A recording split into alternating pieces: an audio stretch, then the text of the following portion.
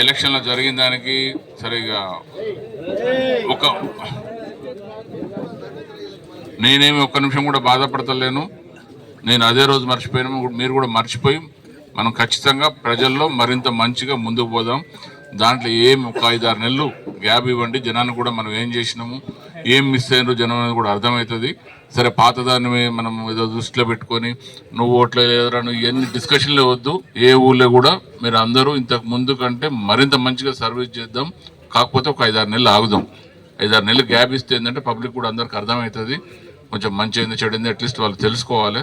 తెలుసుకున్నాక ఇప్పుడు యాక్చువల్గా మనం 4.5 ఏళ్ళు 5 ఏళ్ళ నుంచి చేసిన సర్వీస్ మర్చిపోయి 10 రోజుల్లో 20 రోజుల్లో చెప్పిన మాటలు నమ్మిండ్రు. సరే, ఓకే, దానికి కూడా ఎవరిని 1% కూడా తప్పు పట్టేది లేదు. మీరు కూడా ఖచ్చితంగా మర్చిపోయి ముందుకు మనం ఎట్లా మంచిగా పోదాం అన్నది ఆలోచించండి. ఖచ్చితంగా మన ఊళ్ళలో కొట్లాటలు, నేను అన్నిటికంటే ముఖ్యంగా మళ్ళా చెప్తున్నా అందరికీ, కొట్లాటలు పంచాయతీలు అవసరం లేదు మనకు. మనం జనంలో మరింత మంచిగా ఇంతకంటే మంచిగా చేద్దాం, ముందుకు పోదాం. 100% ఎప్పటికీ నేను మీతో ఉంటా. దాంట్లో ఏం ఒక 1% కూడా డౌట్ లేదు.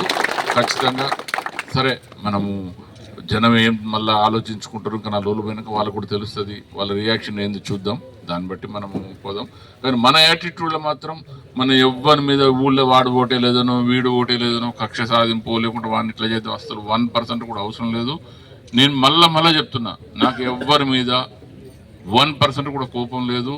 నేనేమి అవన్నీ పట్టించుకోను. సరే, జరిగింది మనము సరే ఎన్ని రకాలుగా చేసినా నిజంగా అంటే ఒకటి మాత్రం నిజం,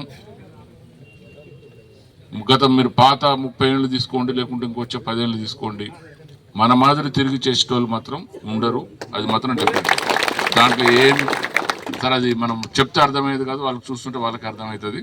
కాబట్టి నేను ఏమంటున్నా అంటే మనం 100% జనం కోసం పనిచేద్దాం, మరింత మంచిగా ముందుకు పోదాం. మీరు కూడా ఎవరు దయచేసి ఏం బాధపడకండి, ఏం ఆలోచించకండి.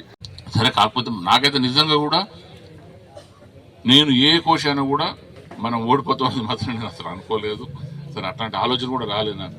ఎందుకంటే జనంలో ఎక్కడ చూసినా ఇప్పుడు కూడా మన మీద వేరే నెగిటివ్గా, నిజంగా మనమేమి జనానికి చెడ్డ చేయలేదు. ఒక 1% కూడా మనం ఎవరు చెడు కోరుకోలేదు. కాబట్టి ఖచ్చితంగా మనం కాదు, వేరే ఎక్కడ పోయినా కూడా ఎవ్వరు కూడా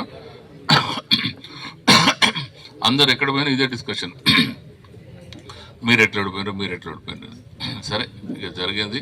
నేనేమంటున్నా అంటే మనం ఒక 5-6 నెలలు గ్యాప్ ఇచ్చినాక మళ్ళీ మనం సీరియస్గా ఆలోచించి జనంలో మళ్ళీ ఎట్లా పోవాలి, ఇంకేం చేయాలనేది ఆలోచిద్దాం. ఓకే, ఇంకా దీనికి ఏమైనా వేరే ఆలోచనలు ఎవరైనా చెప్పేటోళ్ళు రాదు, చెడ్డ అనిపించుకోవద్దు. జనం మాట్లాడుతుంటారు ఎంత చేసినా అన్నట్టు. నేనైతే ఈసారి అంటే చాలా మందిని చూసినాం మనతో డైరెక్ట్గా కొన్ని వేలు పర్సనల్గా సహాయాలు పొందిన వాళ్ళు కూడా మనకు ఓట్లేదు. సరే, మనిషికి ఒక రోడ్ మార్పు అంటాడు, ఓడి ఇంకోటి అంటాడు, సరే ఒకటి అంటాడు, ఇవన్నీ సరే. కానీ దానికి మనం చేసేదేం లేదు. ఇప్పుడు మనం ఎవరిని తప్పుబట్టి కూడా మనం చేసేది లేదు, సాధించేది లేదు. కాబట్టి దయచేసి అందరం కూడా ఖచ్చితంగా జనం కోసం పనిచేద్దాం, మరింత మంచిగా ముందుకు పోదాం. Right, thank you.